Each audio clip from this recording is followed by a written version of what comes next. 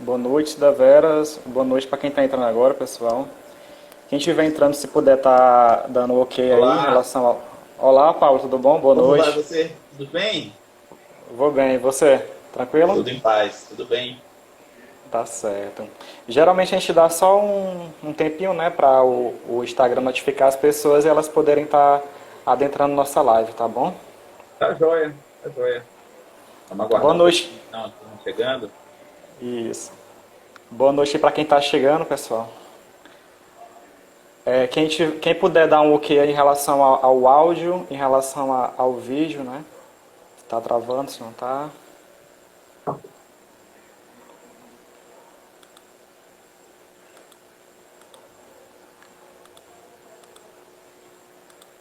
E como é que estão os trabalhos, Pablo, nesse momento aí de quarentena?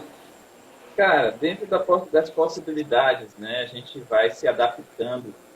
Eu já tenho um trabalho na área de trabalho home office muito forte. Eu já tenho uma experiência com live, com atividades online. Mas, assim, é difícil, né? Quando a gente é forçado a fazer, é outra história, né? Isso, E infelizmente as pessoas também têm essa dificuldade de se adaptar e muita gente acaba indo para a rua mesmo, às vezes até sem necessidade. Aquelas que têm realmente que trabalhar, a gente entende, tem que se proteger, colocar máscara, mas tem muita gente que não segue as recomendações, aí a coisa acaba piorando. é Infelizmente. verdade. Mas esperamos, né, que logo, logo a gente tenha uma Ah, projeção, né, para esse retorno não, gradual aí, na medida do possível. com certeza, com certeza. Vai melhorar. Temos que ter esperança e fé e fazer nossa parte, né? Exatamente. Isso é não somente em relação à nossa postura para si, mas também para os outros, Para os né? outros. Com certeza. Pensar no coletivo sempre, sempre. Olha o Mirleno aqui na sala, vi passando aí. Boa noite a vocês que estão chegando. Mirleno é um amigo forte aí meu colega de doutorado, né? Inclusive, ele faz doutorado na Bahia. Passou um tempo aqui com a gente e agora fica nessa. Vai para lá, vai para cá. Se bem que ele tem estado ausente aqui, Mirleno. Um grande abraço para você. O Mileno é nosso professor de graduação na UESP e que bom que ele está esse afastamento aí para o doutorado, né? Para quando voltar aí tá nos agraciando com várias Muita novidades, né, em relação ao informação, conhecimento. muita novidade. É. Isso. Helena é Então, queridíssimo na turma e na faculdade como um todo aqui na Bahia, né? Ganhou o aham. coração dos baianos. Milena é gente finíssima, Milena. Ótimo professor. Então, assim, a gente está com um público já considerável, né? Nós já temos 18 pessoas, então eu já vou começar a apresentação, tá? E a gente Beleza, vai seguir aqui com adentrar a nossa live, a nossa conversa, tá bom? tá bom. Então, assim, pessoal, boa noite, tá? Os que se fazem presente. É um enorme prazer a gente estar mais uma vez podendo colaborar nesse trabalho aí de lives, levando esse conhecimento a mais para a gente, principalmente nesse momento que a gente está tendo que se preservar um pouco mais. Essa é uma ótima abertura, né? E possibilidade para a gente se engrandecer, principalmente em relação à questão do profissional da informação, né? E meu nome é Igor, certo? Eu sou membro integrante da atual diretoria da ABEP, certo? Para quem não conhece, a ABEP ela tá trabalhando muito fortemente ultimamente nessa questão dos canais de redes sociais, nosso Instagram, como estamos utilizando agora, nosso YouTube, nosso Facebook. Então, quem puder visitar, curtir nosso site, né? Nosso YouTube, poder desfrutar do conteúdo presente por lá, confesso que vai se engrandecer bastante, tá bom? Hoje nós temos a presença do Pablo Soledad, que ele vai estar trabalhando na temática de gestão de documentos digitais, certo? Eu vou fazer uma pequena apresentação de você, Pablo, depois eu peço para você complementar, tá bom? Joia. Porque seu currículo é enorme, né? Que bom. Muito, muito importante isso, muito engrandecedor. E o Pablo, ele é arquivista, atualmente ele está fazendo doutorado em ciência da informação, também tem especialização em administração com ênfase em gestão de serviços e tem uma larga experiência em relação à atuação em gestão documental, né? São mais de 2 décadas, né, Pablo, atuando nesse segmento e se agradecendo muito, né? Chegando muito conhecimento, trabalhando em cima de várias vertentes, né, em relação à questão da gestão de documentos. E a nossa live, ela consistirá basicamente em 30 minutos de fala, tá bom? E nós teremos também 15 minutos abertos para perguntas e 5 minutos para considerações finais. Não significa que a gente vai estar seguindo necessariamente de forma cronológica, né, o tempo exato, né, mas é só para a gente estar se guiando em relação à quantificação desse tempo. Porventura, em algum momento ou outro, talvez haja alguma interrupção, né, mas eu tentarei ser mínimo possível para deixar falar para você, até porque meia hora, né, a gente pensa que é um tempo muito grande, mas ele acaba sendo curto pelo tamanho, né, da temática que é a gestão de documentos digitais, tá bom, Pablo? Boa noite novamente para você e eu passo a palavra agora para você. Igor, muito obrigado. Obrigado à Associação de Bibliotecários de Piauí pelo convite. Agradecer ao Marcelo, que fez o contato comigo, a Bruna também, foi muito solícita nas informações. E agradecer a todo o povo aí de audiência, o povo, quem está em outros estados também, que está nos vendo aqui agora. Estou vendo muita gente entrando aqui, conhecida, amigos. E esse tema, como você falou, é bastante relevante para a nossa sociedade brasileira, né? A gente precisa tratar da gestão de documentos digitais de uma forma mais séria, porque a gestão de documentos digitais ela vai levar a um processo tanto de melhoria da preservação digital, né, da garantia da longevidade dos documentos, tanto quanto a questão do uso, do acesso, da disponibilidade, da disseminação da informação. Para isso, a gente precisa tratar a gestão de documentos digitais em um conjunto assim tão complexo que certamente meia hora não dá nem para fazer aquela coisinha, né? Dá para trazer uns pontos mais fundamentais que eu considero que precisam ser fortalecidos e esses pontos podem gerar insights, interesses das pessoas para quem sabe trabalhar nessa área ou evoluir, estudar mais nessa área, porque a gente precisa muito dos profissionais da informação, especialmente dos bibliotecários, especialmente dos arquivistas, nesse processo de transformação digital, que na verdade não é bem uma transformação digital apenas, né? Nós estamos falando de uma transformação social, advinda de uma série de elementos e o digital, as tecnologias estão contidas nesse processo, elas permeiam esse processo. Mas não é apenas uma transformação digital que nós estamos vivendo, né? E isso é visto e é tocado por alguns cientistas, por algumas pessoas que vêm estudando muito. Um exemplo é o Harari, né, que tem livros muito interessantes na área da questão da transformação, do ser humano, sapiens, né? Então, é preciso ter essa percepção que nós estamos dentro de um contexto muito mais amplo. E a gestão documental, ela propicia isso. Muita gente fala que tem alguém dizendo que minha imagem está ruim. Deixa eu ver se eu consigo melhorar aqui com a ela está um pouco esmaecida. Talvez seja a internet, que para mim está funcionando super bem, mas... O áudio eu consigo te ouvir bem, né? Eu acho que os demais também. A Cida Vera está falando que a imagem e o som estão travando. Tá. Dá uma olhada agora para ver se vai melhorar, porque vai ver aqui uma outra internet, uma outra, para ver se melhora. Tá? É bom que nosso público pode estar, continuar interagindo, né? E dando esse termômetro, né? E essa ajuda da live, né? Que é...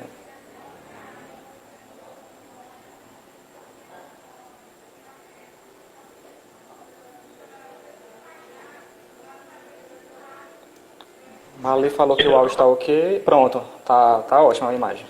Tá melhor? Agora o Então, áudio assim, é, tá melhor, ok. né? O áudio e a câmera. Então, a gente precisa Agora, trabalhar nessa perspectiva da gestão documental digital, pensando em algo prévio, em uma premissa que é a gestão de documentos como um todo também. Porque os documentos digitais, eles se separam em duas grandes categorias, eu poderia dizer.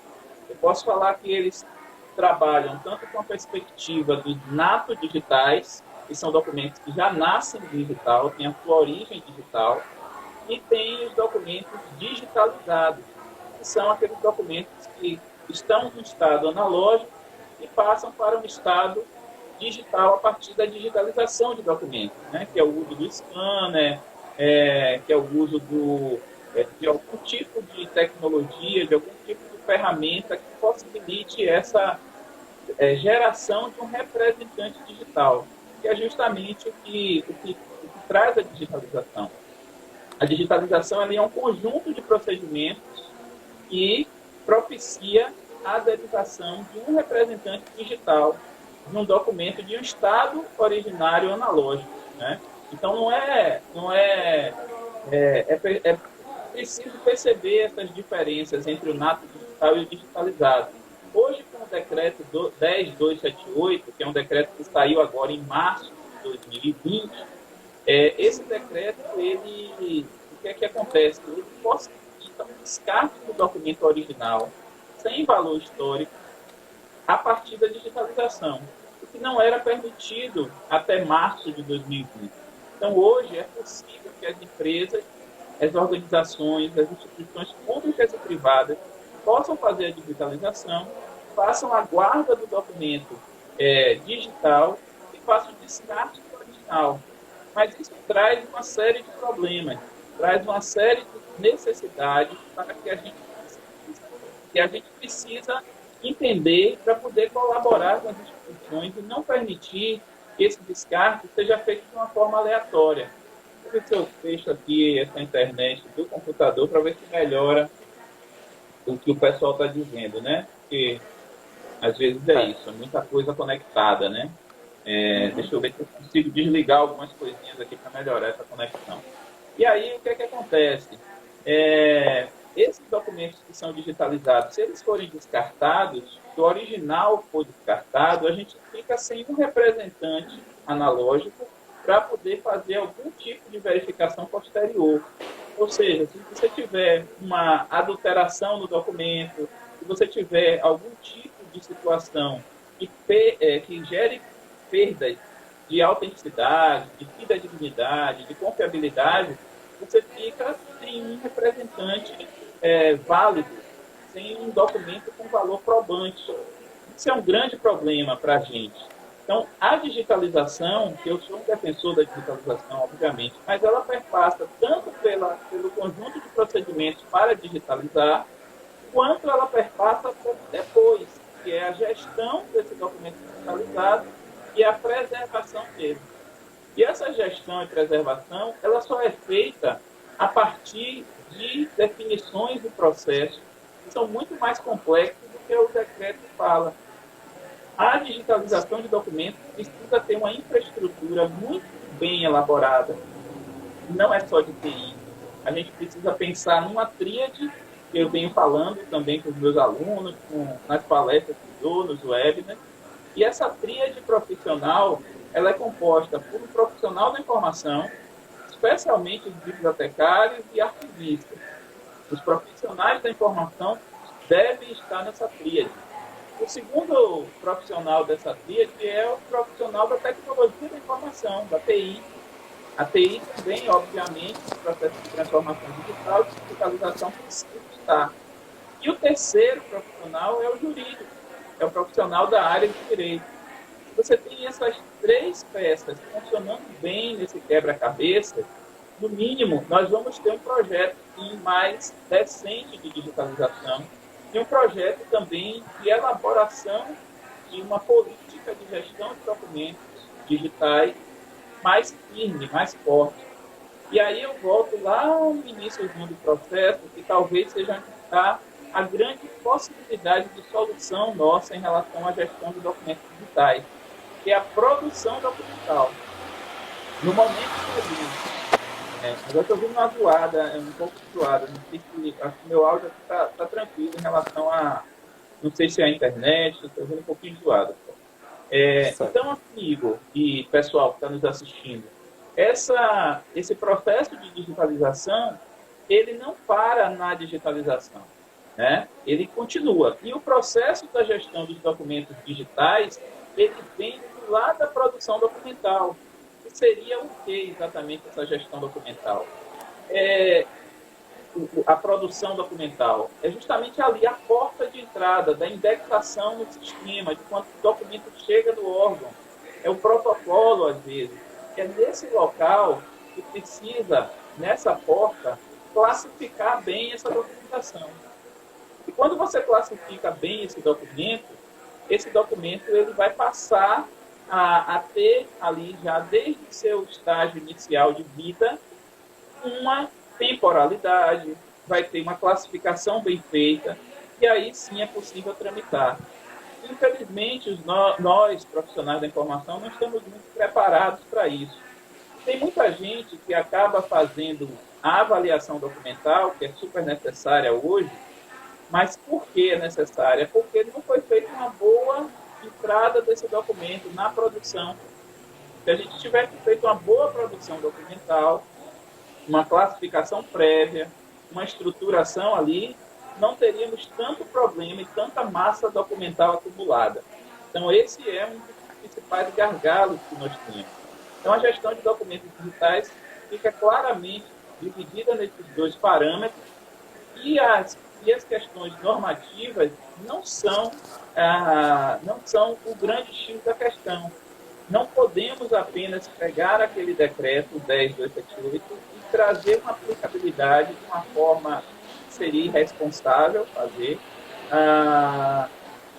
só colocando a necessidade de digitalizar e descartar o documento original, sem pensar nessa tríade que eu falei com vocês, sobre a perspectiva de um grupo profissional mínimo com essas características. É óbvio que cada instituição tem sua especificidade. Se for na área de saúde, você precisa de um profissional de saúde. Geralmente, você precisa do pessoal de gestão de processos, né? Porque os processos são muito importantes nesse projeto de transformação digital. Então, o que a gente está falando aqui é realmente de uma transformação, por isso que eu falo da complexidade, né? Porque não é apenas colocar um papel no scanner e digitalizar e encontrar uma imagem digital. Perpassa por toda uma concepção, uma necessidade de elaboração de políticas, uma necessidade de mudança cultural, porque a questão cultural é muito forte também, né? Não adianta a gente ter o melhor sistema do mundo se não temos um cuidado com a nossa senha, com o nosso login. E quando a gente sai para ir para tomar um café ou almoçar, a gente deixa nosso computador aberto com a senha disponível. Não adianta a gente pensar em fazer transformação digital sem mudar essa cultura que nós temos. Aí a LGPD, que vem agora, a Lei Geral de Proteção de Dados Pessoais, vai entrar em vigor. Então, essa legislação, ela realmente requer não apenas uma questão normativa, mas requer uma mudança cultural, uma mudança de nossa forma de trabalhar. E o Brasil tem essa dificuldade, né? Na Europa, a gente já tem uma legislação mais consolidada em termos de proteção de dados, que é a GDPR, e por que a proteção de dados ela é muito interessante na gestão de documentos digitais? Apesar de dados ser uma coisa e a informação, o documento arquivístico, o documento bibliográfico, enfim, o que se gera ali depois é justamente esse conjunto. Né? Mas o dado é fundamental. E o dado você pode identificá-lo como sigiloso, um dado, e você tem um documento, digamos, com informações que não sejam sigilosas. Então, é preciso, na gestão dos documentos, começar a ter informações, a ter processos, a ter infraestrutura suficiente para a realização dessa tal transformação digital. E essa transformação digital ela vai perpassar por todo um processo de gestão documental que vai desde a constituição de uma comissão que pode ser uma comissão de modernização da gestão documental, mas também tem que ter a comissão permanente de avaliação do documento, tem que ter diagnóstico situacional, tem que ter capacitação das pessoas, tem que ter projetos específicos, tem que ter elaboração das políticas de informação, políticas de informação, políticas de... Opa, a geladinha está um pouquinho mais É, forte. dá É, um chiado. hein?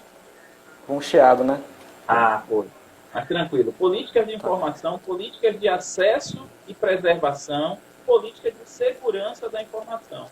Então, nós temos, do ponto de vista normativo, Igor, uma série de elementos que até se você for pensar, o Brasil estaria mais coberto em várias áreas. Mas o problema não é a norma existir, é a aplicabilidade dessa norma. É quando você tem uma lei de acesso à informação, por exemplo, e nem sempre as organizações estão preparadas para te responder aquilo que é preciso, que a sociedade solicita. E por que não está preparada? Porque a gestão de documentos não está sendo bem feita. Há muitos anos, há muitos anos. Por que ela não é bem feita? Porque não há uma valorização desse trabalho que nós, profissionais de informação, fazemos. Infelizmente, não há uma vontade política de fazer, tá? E aí há também uma baixa autoestima dos profissionais, há um certo desencantamento, uma desilusão. E nós, profissionais da informação, precisamos defender isso, porque se a gente faz a nossa parte no processo, se a gente busca melhorias, se a gente apresenta projetos, minimamente a gente tem uma consciência mais tranquila do que a gente está tentando, do que a gente está buscando. Então é preciso ter essa visão. O Mirnani está citando aqui, a visão tem que ter essa visão de ecossistema, né? De ecossistema. Quer dizer, se você não tem essa visão sistêmica de um processo que é muito mais complexo, que está em políticas de Estado, e falta de políticas de Estado. Uma coisa é a lei, amigo. A outra é você ter política, eu não estou falando de governo. O governo ele vai passar, né? Por mais que, enfim, né? A gente tem nossas críticas e a gente tem que criticar, tem que tentar fazer as mudanças realmente. E a gente precisa estar atento à busca da elaboração das políticas de Estado, né? E, infelizmente, hoje é muito difícil trabalhar dessa forma, os conselhos sendo enfraquecidos, né? O Conselho Nacional de Arquivos, por exemplo, está tendo uma mudança agora mais profunda, mas parou de funcionar. As câmaras técnicas de documentos que eram tão importantes, Câmara Técnica de Documentos Eletrônicos, Câmara da área audiovisual, que parou, né? Os conselhos profissionais também tiveram um baque em relação a algumas situações. Então, essa visão realmente sistêmica na gestão documental é fundamental. A gente perceber essas nuances, fazer na hora de projeto de digitalização uma análise SWOT, né? Que é um termo da administração, SWOT, que é analisar esses ambientes, esses pontos fortes, fracos, né? As fraquezas, as ameaças, analisar o ambiente interno, o ambiente externo das coisas, para que a gente possa tomar as decisões, né? Para que a gente possa ajudar nesse processo. O gestor da informação é isso. Não é apenas uma questão técnica do digitalizar.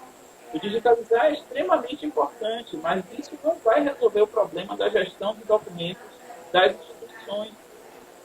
Isso não vai trazer, digamos, para a biblioteconomia uma perspectiva de repositórios digitais, database. Você pode ter excelentes ferramentas, mas se você não tem esse processo prévio do pensar no porquê você está digitalizando, né? Não é nem o como, porque como são procedimentos técnicos, mas por quê? A pergunta por quê e o que vai se fazer e para quê são questões de concepção, né? Então é preciso ter essas noções. Eu faço muita digitalização de documentos arquivísticos, de documentos bibliográficos e de museológicos também, né? Então, a digitalização de termos arqueológicos também. Só interromper um pouquinho aqui, Pablo. Só um instante, perguntar aqui para os demais, é porque a Cida está relatando que está travando muito. Alguma outra pessoa está com a dificuldade de travar a live? nesse momento, puder se manifestar aí de forma breve, para a gente conseguir seguir da melhor forma. Então, assim, a gente segue, né? Aí se alguém também relatar a questão de estar travando muito, tá? Desculpa interromper aí, Paulo, mas Não, tranquilo, claro. tá bom? Eu vou ficar de olho aqui também no chat para ver. Eu peço desculpa, mas eu geralmente faço lives aqui e não tenho esse problema. Mas Tá ok. pode ser o uso de muita gente e tal. Mas enfim, Certo. aí o Mirlene está dizendo que tá ok, a Aristelina tá ok, beleza. Amizade Luz também está tudo certinho, está tudo certo, vamos caminhando. Certo. É, então, assim, falar de gestão de documentos digitais, Ivo, requer esses cuidados, essas necessidades, né? E aí a gente passa por uma série de processos. Além do que eu falei sobre os passos de transformação digital que precisam ser analisados, que não é só digitalização, né? Para você definir um software, por exemplo, para você definir um processo de gestão de documentos digitais, você tem que fazer planejamento. Você tem que trabalhar numa perspectiva muito mais, e é por isso que eu tenho estudado muita parte de gestão mesmo, de planejamento e tal, porque eu vejo que a parte do executar, se ela estiver bem planejada, ela vai sair. As etapas da digitalização de documentos, que são muito importantes, né, num projeto, um projeto de digitalização numa central de digitalização, num birô, por exemplo, você tem ali recebendo um documento, um livro, né, trazendo para uma realidade também da parte bibliográfica, serve, serve tanto para qualquer produção, tanto de arquivo como de biblioteca como de museu. Né? A digitalização ela vai ter essas etapas necessárias, elas precisam ser bem planejadas. E quais seriam essas etapas? Receber esse documento, entender que documento é esse, ver o estado desse documento. Né? É um documento que está deteriorado, que está degradado, o formato dele, o tamanho, que tipo de scanner eu vou usar um scanner planetário, eu vou usar um scanner de tração, né, que é aquele que passa as folhas. Se eu tenho um livro, eu não posso usar um scanner de tração. Né? E se eu tenho um livro, é melhor eu usar um scanner planetário do que um scanner de bandeja, até porque vai amassar o livro, vai realmente trazer problemas. Então, é preciso pensar, esse pensar para todo o planejamento. E aí, quando eu recebo esse documento, o que é que eu vou fazer?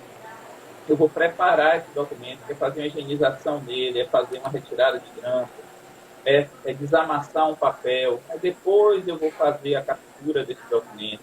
Eu vou ter um profissional digitalizador fazendo a captura. Esse digitalizador vai indexar ou não? Ou o projeto é muito grande, precisa de outra pessoa para fazer? Se precisar de outra pessoa, tem que ter gente para indexar. Tem que pensar na extração de dados, né?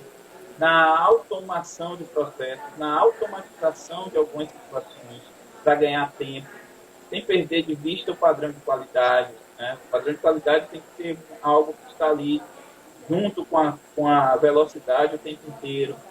Depois disso, da extração, da indexação de dados, aí você vai fazer a guarda digital, o armazenamento. Né? Em que ferramenta você faz isso?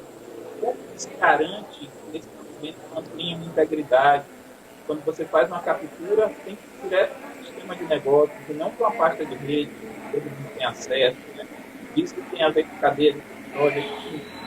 Isso tudo passa, inclusive, o pessoal o planejamento de ações precisam ser trabalhadas, precisam ser definidas. E, por fim, além da guarda digital, está o destino, né?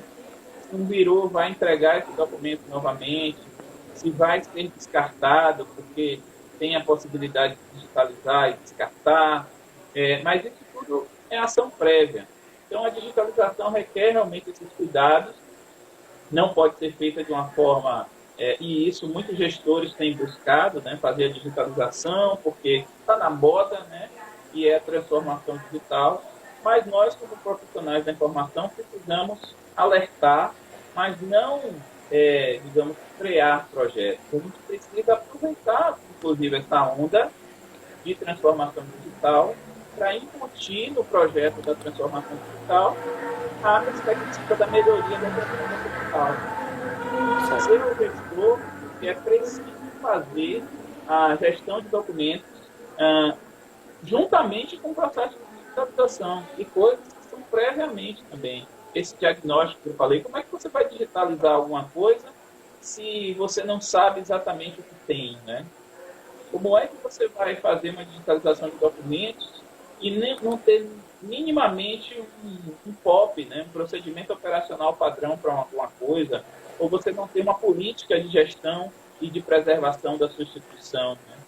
Então, sem essa política, a gente vai realmente só digitalizar e deixar em algum lugar. Mas se você tem a política definindo quais são os passos, quais são as etapas, onde vai ser guardado, onde vai ser arquivado, como vai ser gerido, aí sim você consegue começar a entrar naqueles artigos de decreto relativos à auditabilidade, fidedignidade, confiabilidade e outras coisas. E os profissionais da informação têm uma responsabilidade enorme nesse processo. E ser gestor de projetos, por exemplo, se alguém aqui é um servidor público e às vezes é chamado para fiscalizar um contrato, né? Eu já cansei de ter profissionais bibliotecários que foram gestores de contratos e que não sabiam, não entendiam quase nada de digitalização. Então é preciso se capacitar, é preciso mostrar à instituição que você, para fiscalizar alguma coisa, precisa ter um conhecimento dessa coisa.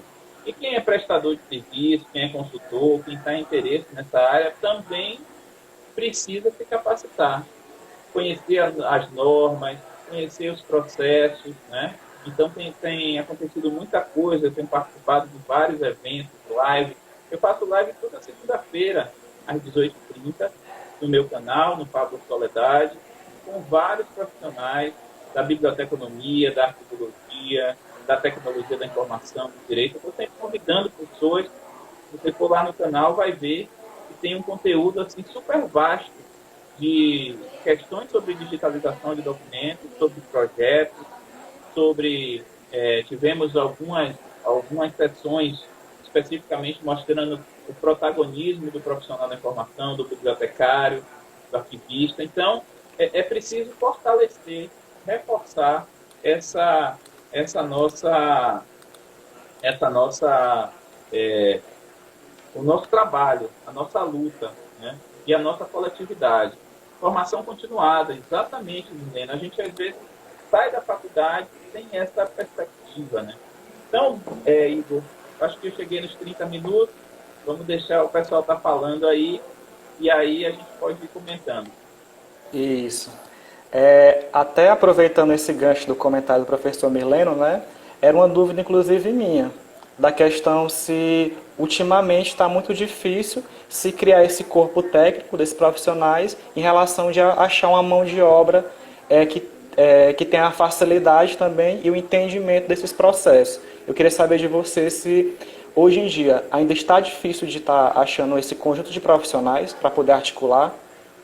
Muito, muito difícil. É isso que eu digo. Às vezes, você tem uma quantidade de desemprego no país, mas às vezes também esse desemprego, claro que falta emprego em muitas áreas, mas às vezes tem vagas em outras que não conseguem ser preenchidas porque não tem uma capacitação, né? O profissional não está habilitado para essas vagas. E na área de digitalização isso acontece muito, na área de transformação digital demais. Eu tenho recebido convites que às vezes eu preciso até negar, porque por conta de tempo mesmo, eu sou professor de curso de digitalização, tenho um programa de capacitação e digitalização, então eu tenho focado muito em capacitação, em treinamento, e infelizmente não tenho tempo.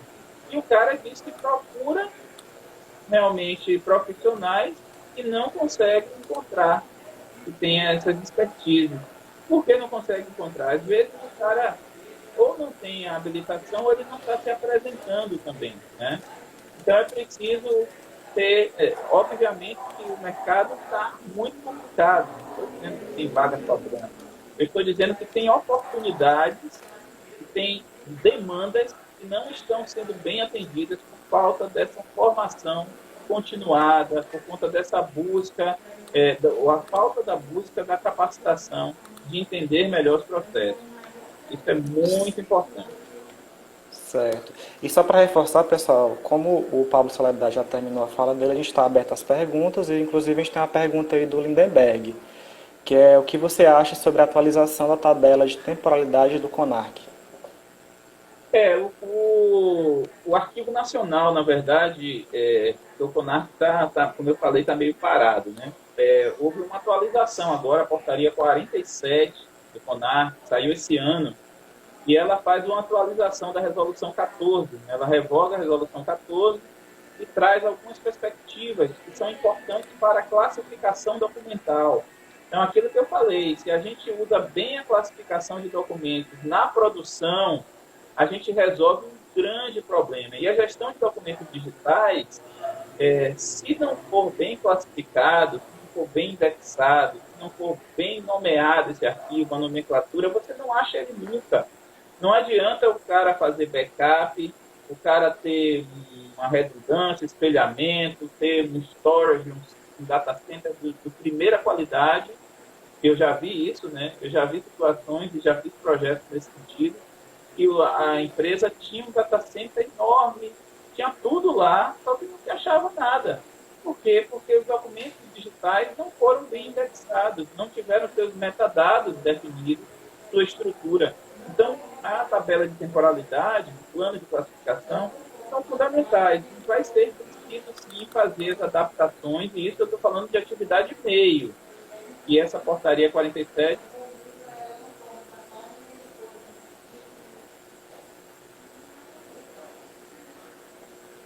Acho que deu uma travada aqui no perfil do Pablo. Vocês conseguem me ouvir ainda, pessoal?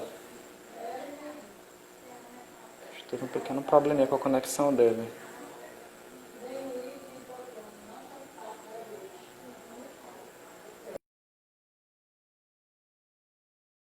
Agora o Pablo está travado.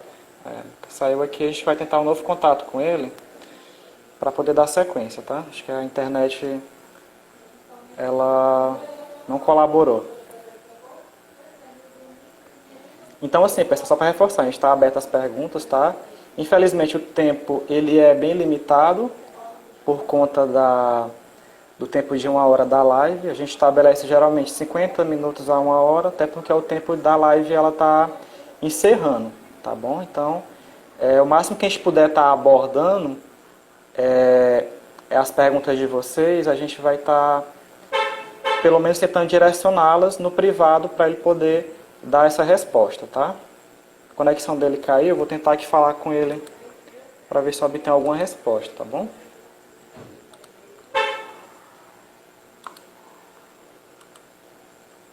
E eu peço desculpa aí para vocês em relação a essa questão de alguns sons, porque como a gente faz live, né, a gente está... Olha, ele voltou aqui. A gente está nesse ambiente mais doméstico, aí acaba atrapalhando por algum som externo, uma vez ou outra, tá bom? Tá certo, Lindenberg, a gente vai perguntar aí. Opa, Pablo, eu acho que que bom que agora você voltou. Pronto, agora a gente vai... Agora vai. eu voltei agora para ficar. Vamos lá. Então, eu estava terminando de responder a pergunta do Lindenberg. O plano de classificação e a tabela de temporalidade, elas são fundamentais realmente nesse processo e tem que se adaptar às atividades meio e também trabalhar com essa perspectiva das atividades finalísticas. Tem muitas instituições que ainda não têm tabela de temporalidade. As instituições de ensino superior têm uma tabela, né, que é unificada, serve para todas as instituições públicas e privadas. Os conselhos também já têm uma tabela unificada, mas tem muitas áreas, a área de saúde, por exemplo, não tem, está em processo de discussão agora, e várias outras que não têm a sua tabela finalística. E, para mim, esse instrumento arquivístico, plano de classificação e tabela de temporalidade, são fundamentais para fazer gestão de documentos, independente do suporte, físico ou digital. Certo. A outra pergunta, né, que ele complementa é como faz para ter assinatura digital? A assinatura digital é outro ponto assim fundamental da gestão de documentos digitais. Por exemplo, o decreto 10.278, ele traz essa necessidade, essa obrigatoriedade de ter assinatura digital. ICP Brasil, que é uma assinatura que veio a partir de uma medida provisória já antiga, de 2001, a 2200. Essa medida provisória 2200, ela trouxe a infraestrutura de chaves públicas brasileira, que é a ICP Brasil.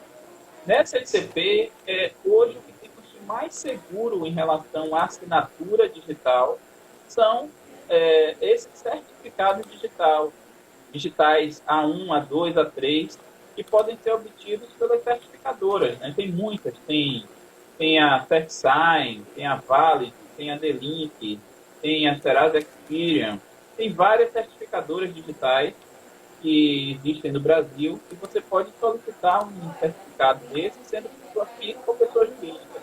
Você recebe o seu token, ou cartão, ou um pendrivezinho, ou um arquivo digital.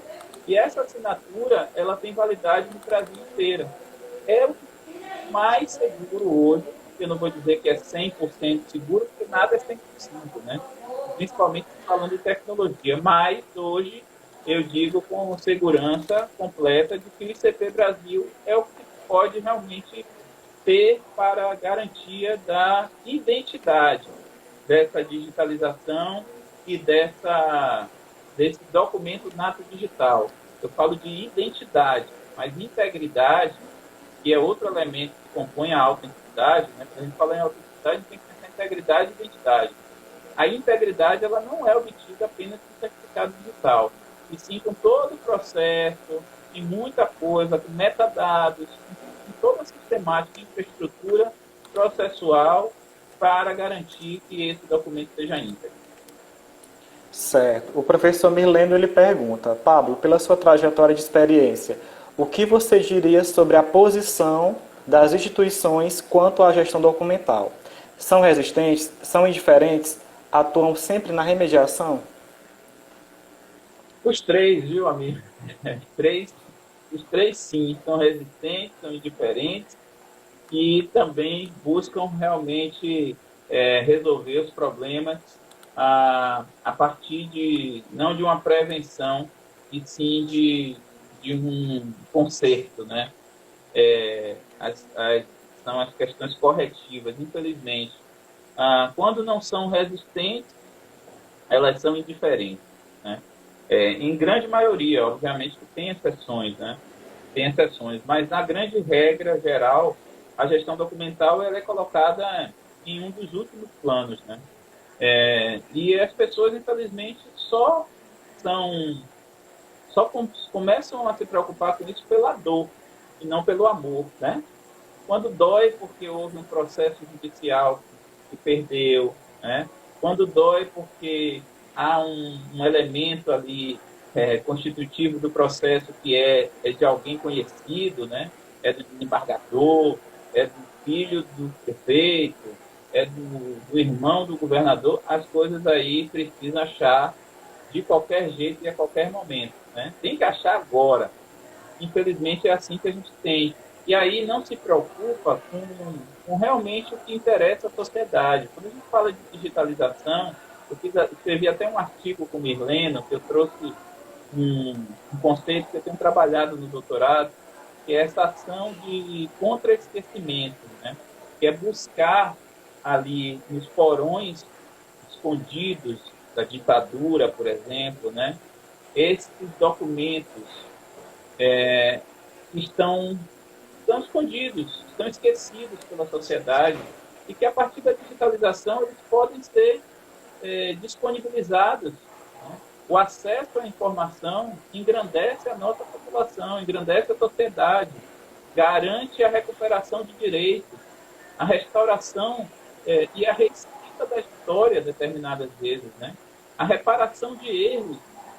Então, a digitalização ela propicia realmente um desenvolvimento dos povos. E Isso. por isso que eu sou defensor, eu não falo apenas da digitalização como um elemento de descarte do original. Pelo contrário, para mim, o grande elemento da digitalização é possibilitar um maior e amplo acesso à informação. Isso. Não somente a questão do empresarial, mas como o professor Miranda falou no começo, nos comentários, o aspecto cultural, né? Dá força a essa questão também, que é muito importante, né? De grande valia. O Marcelo pergunta sobre os prontuários médicos, quais os principais pontos? Nosso presidente Cara, Marcelo.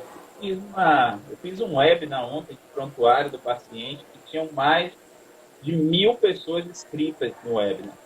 E participaram 800 e poucas pessoas. Eu dei uma olhada hoje no YouTube nos números, né, nas métricas. E foi muito grande o evento. Eu transmiti numa plataforma da nossa empresa, né, de treinamentos, da Informad, e transmiti no YouTube também, né? E foi muita gente falando sobre o prontuário do paciente, que é uma tipologia muito específica. Inclusive, tem legislação própria para ela, 13787, né? Que ainda não foi regulamentada, mas que está em vigor desde 2018. E hoje, muitos hospitais já vêm fazendo a digitalização a partir dessa lei, da 13787.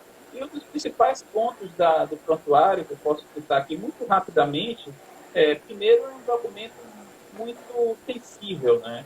Que exige um sigilo da informação. Então, você tem que usar aí a lei de acesso no sentido daqueles artigos que tratam das restrições, né? O prontuário está nessas restrições de sigilo, né? Inclusive, tem projeto de lei na Câmara, um PL chamado Marisa Letícia, sobre vazamento das informações na área médica. Não sei se todos se lembram, aconteceu quando a Marisa veio a óbito, né, a esposa do presidente Lula. Muita gente revelou documentos do prontuário dela, e assim como vários outros casos famosos, até o Michael Jackson, né, há tantos anos atrás, quando ele saiu, enfim, quando foi percebido, todo mundo já tinha acesso ao prontuário dele, as informações clínicas. Né? Então, esse problema não é nem nacional. Mas, falando do Brasil, nós temos casos de vazamentos, não só, obviamente, na área de saúde, mas temos aí a lei, aquela Carolina Dickmann, também que trata da questão da privacidade dos dados. Tem a LGPD que entra agora. Tudo isso é um arcabouço normativo que permeia também o prontuário do paciente. E como no Brasil nós temos muitas legislações, a gente precisa sempre trabalhar com essa transversalidade de lei. O prontuário tem essas especificidades, dá para se digitalizar sim, tem um prazo longo de guarda, que são 20 anos, mas hoje com essa lei, com esse decreto 10.278, é possível você fazer a digitalização e o descarte do documento se ele não tiver valor histórico, valor permanente, valor de pesquisa. Então, é preciso que as universidades, especialmente, os hospitais universitários, tenham muito cuidado ao defender e ao realizar a digitalização para descartar. É preciso ter tudo isso que eu falei anteriormente, serve para prontuário. Planejamento, estrutura, diagnóstico, infra, tríade de profissionais, e nesse caso seria a tétrade, né, porque entra o profissional da saúde, aí, pelo menos, um diretor médico, um diretor clínico, a área da saúde tem muito a colaborar, né? Eu tenho dado cursos assim, no Brasil inteiro, eu dei curso para mais de 300 pessoas na área de saúde. Então, o prontuário é realmente muito importante e tem que ter muita cautela. Inclusive, até o Marcelo ele comenta, né, que ele trabalha no hospital universitário daqui, da UFPI, e ele é membro da comissão de revisão de prontuários, fala que é muito complexo, e a Tata Mello, ela complementa também. Temos um universo ligado à gestão da informação para ser explorado. Tá? Vamos seguir com as perguntas. O Edu Virgem, ele perguntou. Na área da saúde, temos a obrigatoriedade à guarda de prontuários. Os documentos como guia de SAGIT, laudos, ele pergunta, né, por quanto tempo que tem que se guardar esse tipo de documento? Guia de SAGIT, SADT. Cara, não sei responder, porque assim, são muitas tipologias para lembrar. Eu vou lembrar. Não dá, eu sei, assim, os planos de classificação, tabela de temporalidade, são muitas coisas. Tem exemplos de tabela de temporalidade, por exemplo, o Hospital da Unicamp. Se você for olhar a tabela de temporalidade da Unicamp, você tem os prazos lá.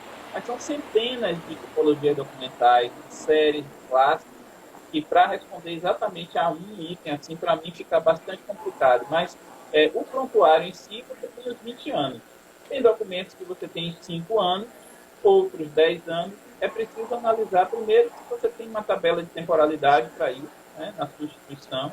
Se não tiver essa tabela de temporalidade na sua instituição, é identificar instituições similares que trabalhem com a gestão documental, que tenham um plano de classificação em tabela e que você construa uma, porque não dá nem para você aplicar prazos de guarda, temporalidade, se você não tiver o instrumento, né? E, como eu falei, na área de saúde está se estudando um plano de classificação e uma tabela de temporalidade em conjunto, para se fazer e ter realmente todos os hospitais públicos e privados tenham como base essa tabela para fazer a aplicação.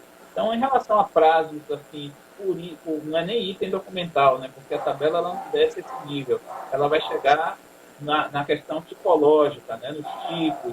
Ele vai ter ali o grupo, a série, as classes e tal.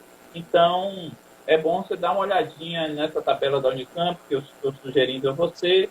Do próprio Ministério da Saúde também tem uma tabela de temporalidade interessante. Certo.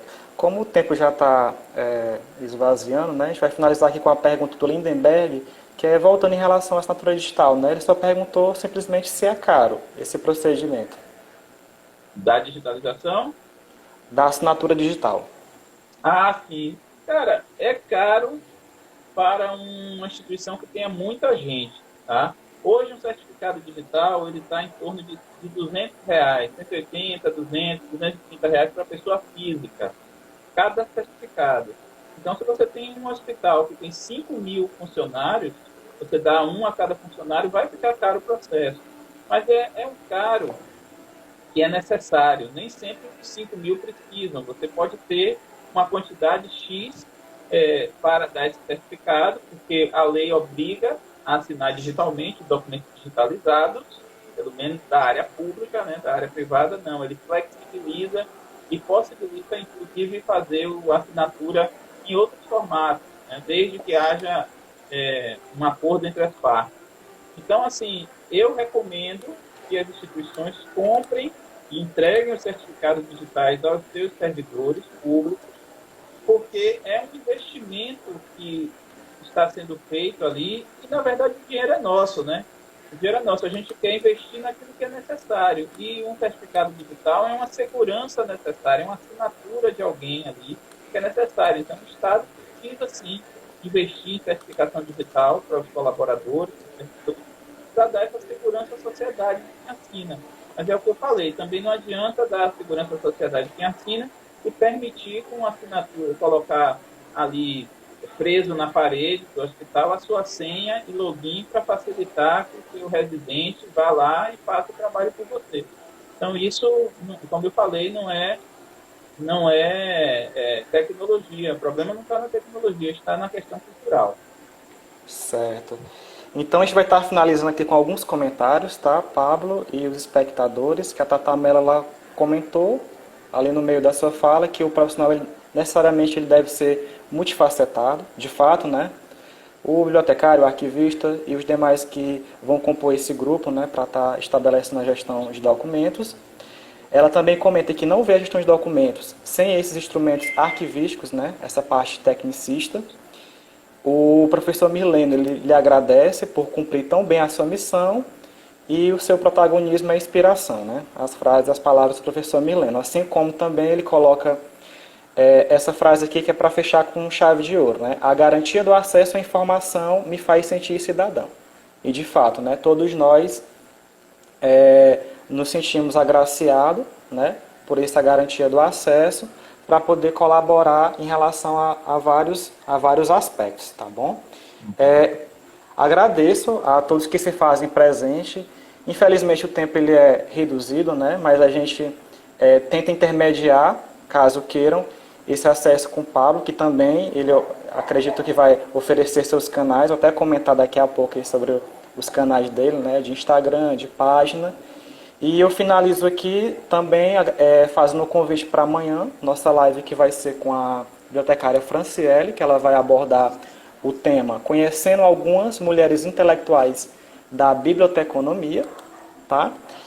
Peço para os que se fazem aqui presente, que são abrangidos por essa região, não somente de Teresina, né, mas do Piauí como um todo, estados vizinhos, que se quiserem puderem se associar, não somente bibliotecários, mas também técnicos em biblioteconomia e também estudantes, para poder se fazer presente, né, engrandecer esse movimento colaborativo dentro da associação.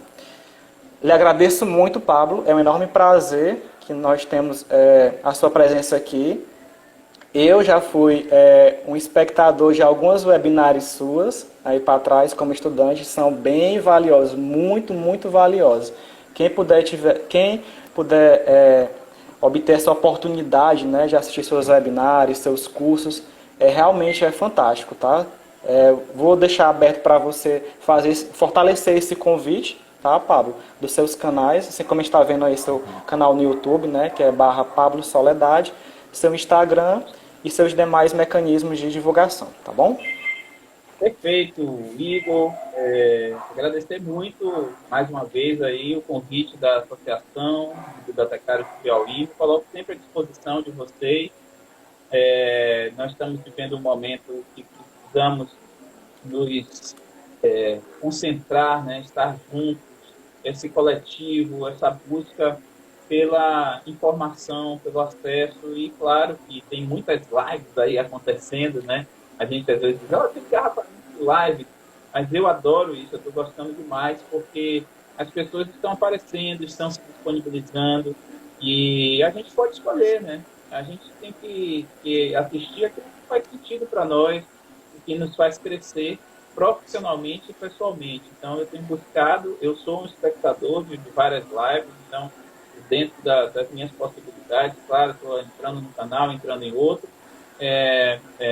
e assim também faço esse convite para vocês assistirem as minhas, né, já são também tradicionais, aí toda segunda-feira, a gente está lá no nosso canal, no Pablo Soledade, realizando essas lives, e assim, tem os cursos também, eu inclusive estou com a turma aberta agora de prontuário do paciente, se quiser mais informações aí, pode acessar o meu Instagram que eu passei, e aí no direct eu passo o link e tal, para que vocês conheçam esse curso e outras cositas mais que a gente vem fazendo, né? Agradecer muito a associação mesmo, Igor, a você, ao Marcelo, a Bruna e todos os outros diretores, os outros membros, e parabéns pelo trabalho que vocês estão fazendo.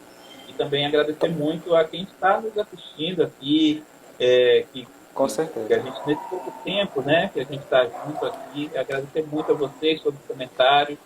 Mirleno, meu amigo, assim, tenho um maior carinho por você, também obrigado, você representa muito para a classe, para os profissionais da informação, você é um grande exemplo, e um grande abraço a todos, realmente. Valeu. Certo. Também reforçando, o agradecimento a todos que se fazem presentes, tá, pessoal? Essa live vai ficar salva no nosso canal. E eu me despeço com uma ótima noite para todos e que todos aproveitem da melhor forma essa quarentena, se preservando e preservando aqueles mais próximos e também aqueles não tão próximos, né? Pensando no coletivo. Um abraço, boa noite a todos. Tchau, tchau. Tchau, pessoal. Valeu.